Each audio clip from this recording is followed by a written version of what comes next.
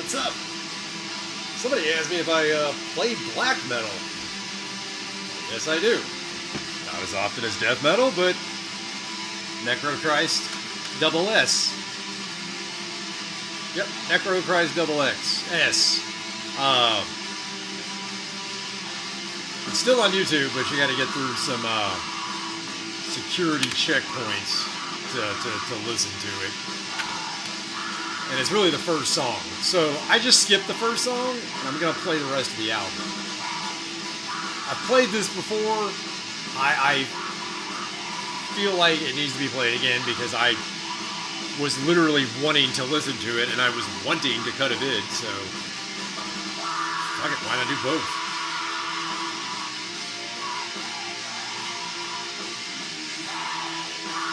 Yeah, I like this dude. I mean, I've got Leviathan and Satanic Warmaster, and oh, that's good. This fucking song, man. What is this song even? I don't know. It's some foreign word that I don't know how to say. And the next one's My Blood on the Altar. That's so cool. Love that. My Blood on the Altar. Listen to some of these. The end of disgusting life. Yes. Stench of burning corpses. Waiting the mass destruction. Just those titles alone, I'm like, yep. Necrochrist S. Double S. I hate to say that word. I did a video, Drinks for the Holocaust.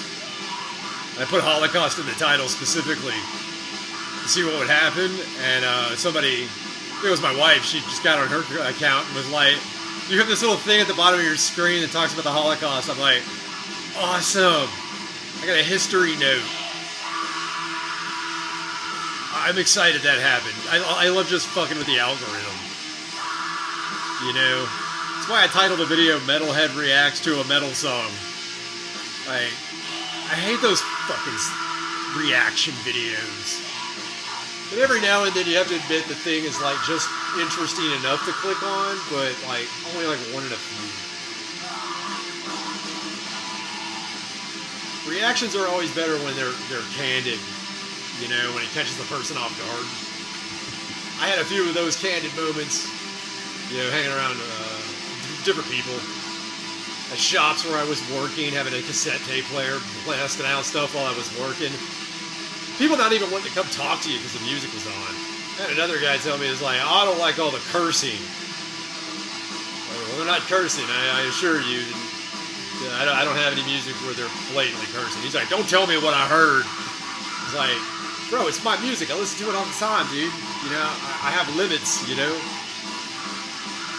I remember this one time, dude, I was playing Vader De Profunda's album. I remember it specifically because I had just gotten that, I just seen him, and I burned a cassette of the entire album.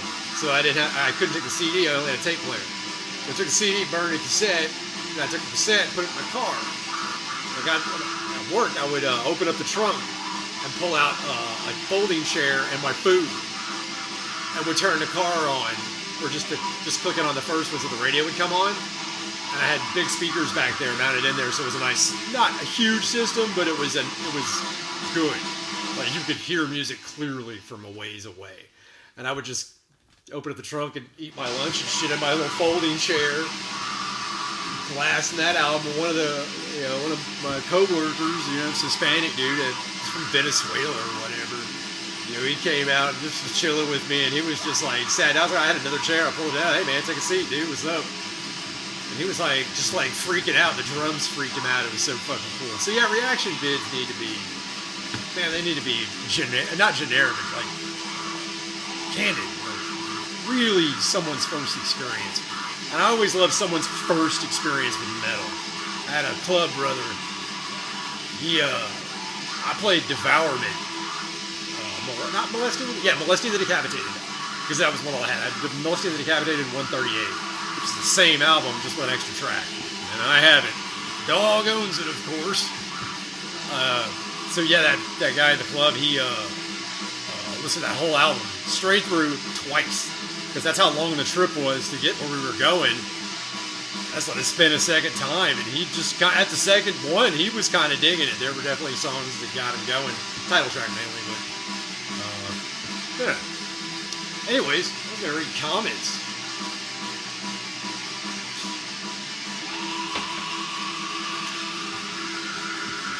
Lane, L-A-I-N, Lane, and a bunch of random letters afterwards for some reason. Lane. Elaine? I don't know. No, just Lane, but okay. As an autistic person, I completely get what you mean. With a bunch of exclamation points.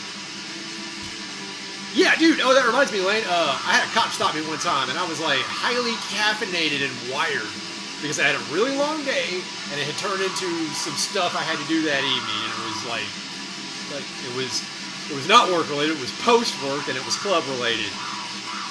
And it was just a really intense couple of weeks and a really intense night. And everything was fine. And I was like, cool, I'm going home. And I was in my truck because I didn't have time for everything. I was in my fucking truck. I was like, so a cop stopped me and I was like, hey, how you doing, man? He was like, well, how are you? And I was like, good. I kept being such a chatterbox, but not really saying anything, but I was just so quick to respond. And my eyes were up. He was like, are you on drugs? He's like, first off, I have to ask, are you autistic on ADD, artistic ADD, or something else? He's like, are you one of these three conditions? And are you on any meds for those? And I was like, I am not on any meds of any kind. I am just highly caffeinated. I've had a very long day. And this long day is only preceded by many long days culminating into, anyways. So, yeah, he wanted to make sure I was okay. He was like, you just seem so up. Like, he didn't think it was illegal drugs. He was like, you just seem so up. And I'm like, yeah. Disclosure, I've done a lot of LSD and ecstasy.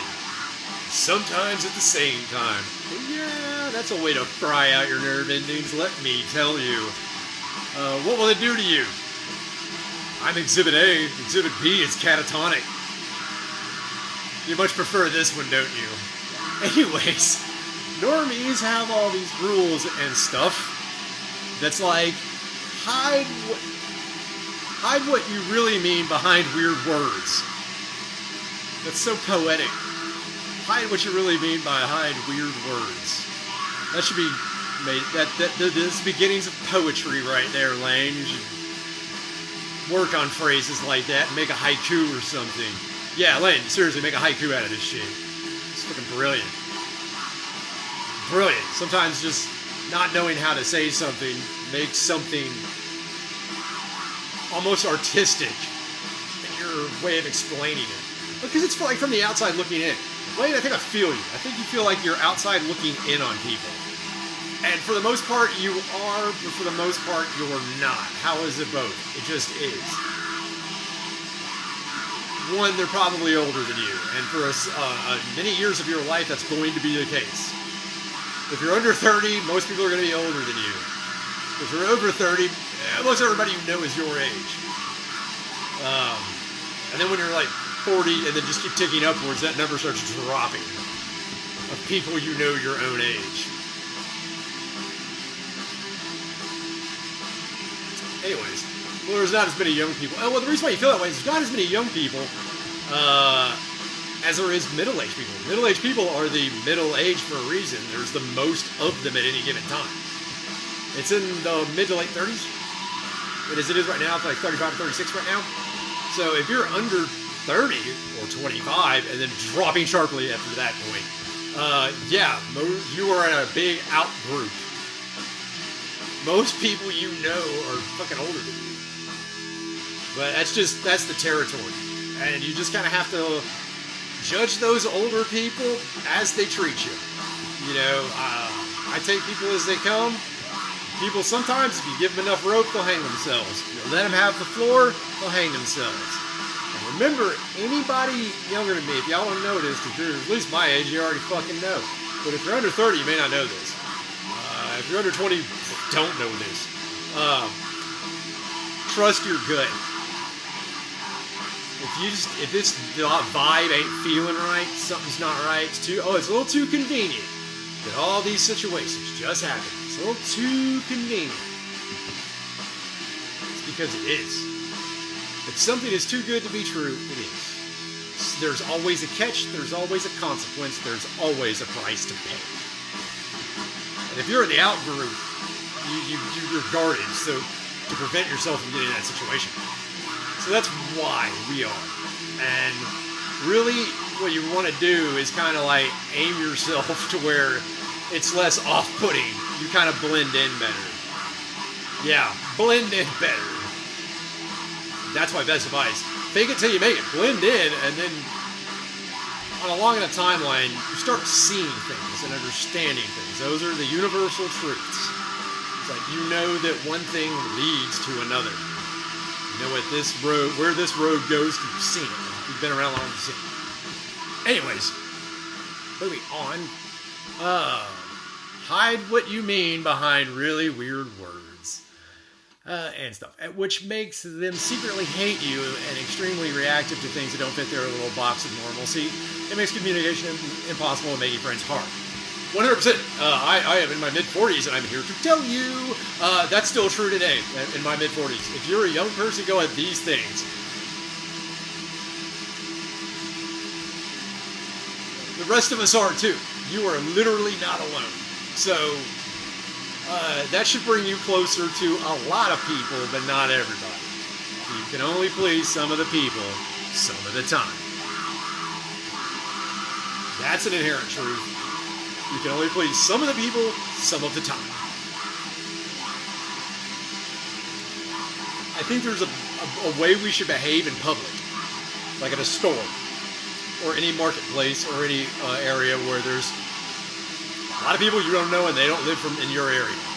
Like, these are not people that went to high school with, you went to school with. These are people from outside. There should be a way of conducting behavior. Now, with your friends that you've known for a little while, work friend type people, you have a whole nother way of communicating. And then you have your really close friends and family. And you have a whole nother way. You know, this current world where there's a bunch of people having moved around the world in different states and countries, nobody's where they fucking should be. So that whole thing of like, well, at least they're from my school. Nope. My county. Nope. Or my city. Nope. My state. Maybe. My country. Everybody gets defensive. Everybody gets defensive, and some people are already just defensive by nature. And then some cultures in the world encourage that behavior. That's just the way they roll. That's how those people get down. They just get defensive about everything. You know. Other people just get reactive to everything. Just start reacting to everything. If you're reacting to everything and it seems like it's throwing you off, I hate to do the old tried and true trick, but take a breath, calm down. Run through the checklist. Are these people trying to kill you? No? Cool, lighten up. Are they trying to harm you in some other way? No? Okay, cool, you can lighten up more. Are they trying to rob me through fraud or something like that? Alright, get the fuck out of that situation. In that relationship. What is this person? Oh, ask yourself, when you're meeting a person and you're starting to engage with them, find out what they want. Find out what they're all about. That person's talking to you for a reason. What is it? I'll walk into a grocery store and I start looking around. Somebody who works there hopefully should walk up and, hey, what do you need? You know. See that? So gauge what the other person wants. If I'm the person in the store, I want something out of the store. If you work at the store, you're like, you know, what do you need out of the store? You know, but if you're talking some other way, like getting coffee or some shit, it's like, hey, you know, like that one, man, that's when you're speaking to a person in public, like, what do you do? Well, where are you? Can you get out of the situation? If you can, don't, unless you feel threatened. Just kind of find out what the other person wants. They want something. Everybody wants something. You may be a means to that want. You may be a means to that need. You may be a means to that. And people look at other people sometimes with those eyes. I sometimes just want to engage with somebody because I hate standing around alone with a bunch of people not being able to talk to them. I at least want to know who I'm standing next to. Like if you ever been in a waiting room for like 5 minutes, that count. but an event or something, a big gathering. Well, me and these 30 people are going to be in a room for the next fucking 3-4 hours. Let's make the best of it. You engage in small talk. At this point, they're probably wanting to do the same thing. Just keep it short, keep it sweet, and get the fuck out of here. At that point, it's mutually beneficial. Oh yeah, look up those words. Mutually beneficial versus parasitical versus the other one, where one benefits and it doesn't harm the other one. It's not mutual benefit. Y'all know, it was in your biology classes. Ah, y'all forgot. Yeah, I did too. But the way I remember is the shark with the amoebas. The shark is cool with the amoebas and doesn't eat them because he just eats the garbage the shark doesn't eat and keeps the shark clean. So, you know, the shark's like, cool, that dude just hangs around me and nothing happens. Some of us are like that, remorse. I want to hang around somebody big and strong because they drop things and I can just pick up stuff around them. Nothing wrong with that kind of relationship.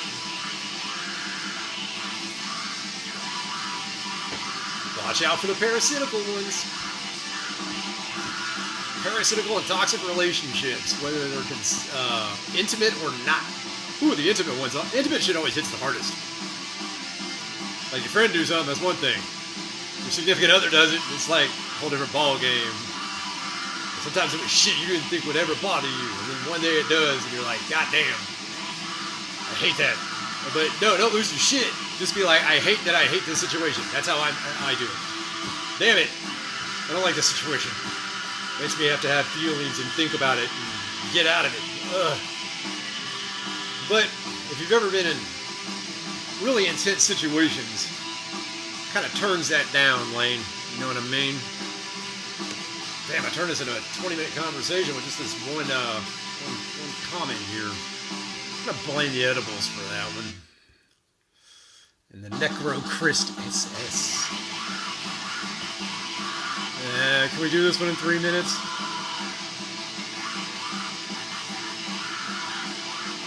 Found your channel, it's Couch Pant 3381. Couch Pant.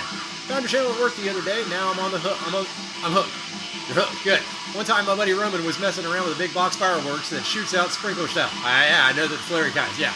Had a kid had a Zippo. He kept lighting the wick and putting it out. I kept telling him to cut the shit. As I ended the sentence, the wick went on the floor. Started lighting off in my room, and in panic, I grabbed it and ran into the bathroom and put it in the sink water. Shit blew up in my face. Lit my bathroom on fire, but luckily I had a detachable shower head, so I put out the flames out. House was smoked up, and my parents were freaking out, and my friends. Roman ran outside, sat on the curb, and I came and cracked him with the hardest punch I could. We got into a wrestling fight on the ground. Kid almost snapped my neck, and the fire department came right in. So he booked me. Oh, booked it. Oh, no, he booked it. Oh, okay. My house luckily didn't burn down, thank God, yeah. And I'm still best friends with the guy to this day. This dude lit off fireworks in your house and then booked it when the fire department showed up. Awesome. That's cool. We had a friend, it happened, I didn't see it, but I confirmed with the guy that happened too, because the guy did it. Fireworks went off in his pants. He had some kind of flary one, I don't know which kind. Had in his pocket, he was playing with his lighter, and it sparked and went off. I don't know, it's the stupidest story I've ever heard. Anyway, he had a burn scar. I never asked to see it. But oh yeah. Well, what's up, Couch Pant? What's your friend? Burning down your house. Not burning down your house. Dude, that would suck. I titled that one Cool Comment. Now I remember why. And a ghost grabbing the leg. Daryl Toops. Daryl talked about a ghost was also grabbing his leg. Ghost grabbing the leg. Everybody always thinks it's muscle spasm. It's really a ghost grabbing your leg. How fucking trippy is that? Only us really twisted fools know how to experience that shit. Turn that shit on. It sometimes don't turn off. Sometimes it makes you want to move out in the middle of nowhere and be left alone. Right. That was Necrochrist double S. I'm Cattle Pride, your Appalachian Warlord. Y'all take care. We'll see you next time.